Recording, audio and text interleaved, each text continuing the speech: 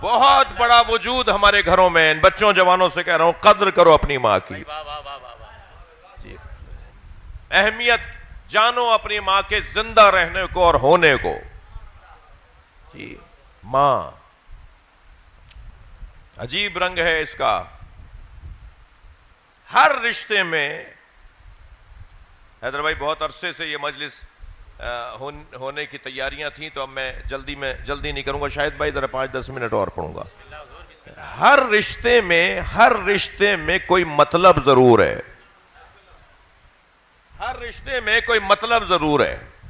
حتیٰ بھائی سے مطلبی ہو جاتا ہے. حتیٰ چاچا بھتیجے سے اور بھتیجا چاچا سے مطلبی ہو جاتا ہے. بعض اوقات بہنیں اور بہن بھائی بھی مطلبی ہو جاتے ہیں. لیکن واحد رشتہ ہے جو بغیر غرض کے محبت کرتا ہے, اور وہ ماں کا رشتہ ہے. ماں کسی مطلب سے محبت نہیں کرتی. عجیب رشتہ ہے. یعنی اگر کوئی کہے کہ نہیں مولانا ایسا نہیں ہے, تو بتائیے کیا ایسا ہوتا ہے کہ جو کماؤ پوت ہے اس کے لیے زیادہ محبت, اور جو کما نہیں رہا کسی پریشانی میں ہے اس سے کوئی محبت نہ ہو؟ ہم نے تو الٹا دیکھا ہے. جو زیادہ پریشان نظر آتا ہے اس کی محبت اس کے ساتھ ہو جاتی ہے. کیا نہیں, آپ اس کا خیال نہیں کرتی, وہ تو اتنا حیثیت والا ہے, اس کی تو تنخواہ اتنی کا, وہ تو خوش ہے, اس کے بچے خوش ہیں, میرا یہ بچہ پریشان ہے.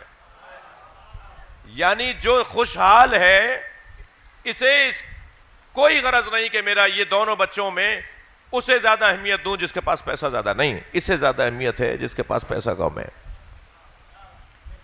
ماں, خاص طور پر ماں, خدا کی, اللہ کی صفت ربوبیت کا جلوہ ہے.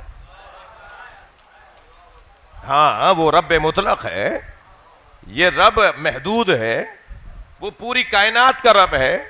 لیکن جو پوری کائنات میں اللہ کرتا ہے نا, یہ 4 بچوں میں ماں کرتی ہے. یہ 4 بہن بھائیوں میں وہی کام جو پوری کائنات میں اللہ کرتا ہے, وہ 4 بہن بھائیوں میں یہ ماں کرتی ہے. ایک مثال دینے جا رہا ہوں.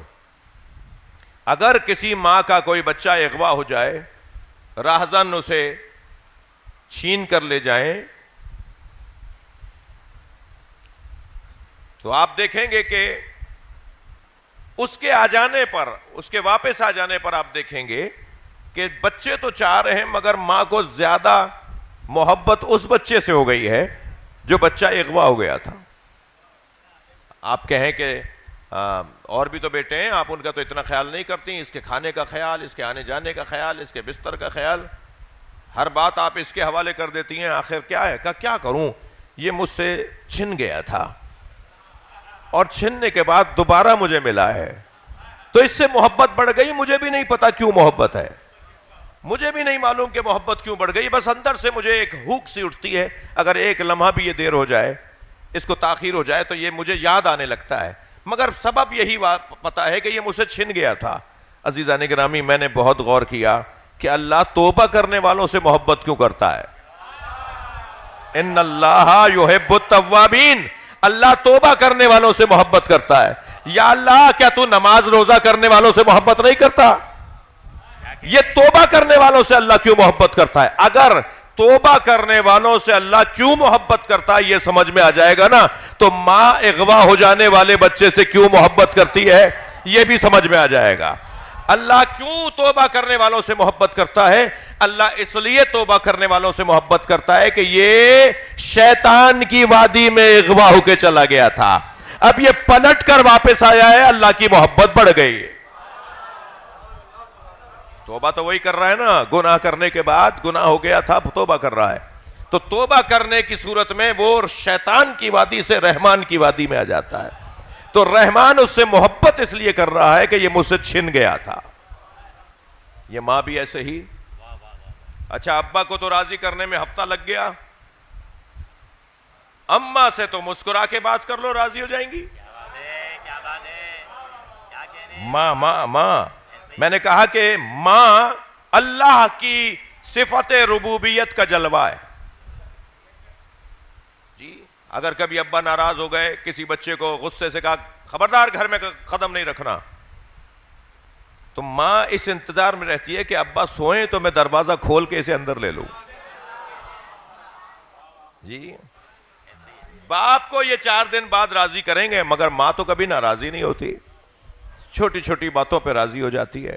بڑے بڑے گناہ کرنے والوں کی مائیں، یعنی ماؤں کا جرم کرنے والوں کی مائیں جو اپنی ماؤں کا جرم کرتے ہیں، ماؤں کے دل دکھاتے ہیں، وہ ایک مسکرا کے دیکھنے پہ راضی ہو جاتی ہے، ختم کر دیتی ہے بات، بعد میں دہراتی بھی نہیں ہے کہ تم نے ایسا کیا تھا.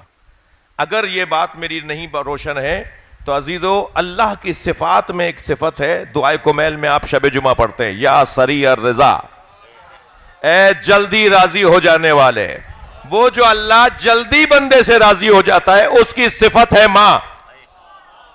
یہ اپنے بچوں سے جلدی راضی ہو جاتی ہے، یہ اپنے بچوں سے جلدی راضی ہو جاتی ہے. میں نے ایک جملہ کہا کہ بڑے بڑے پیروں اور فقیروں کے مزاروں پہ ہم جاتے ہیں دعائیں کرانے کے لیے، ہمارے اپنے گھر میں اللہ نے پیر رکھا ہوا ہے، ان سے دعا کروائیں. یہ جب دعا کرتے ہیں نا تو ان کی دعا قبول ہوتی ہے.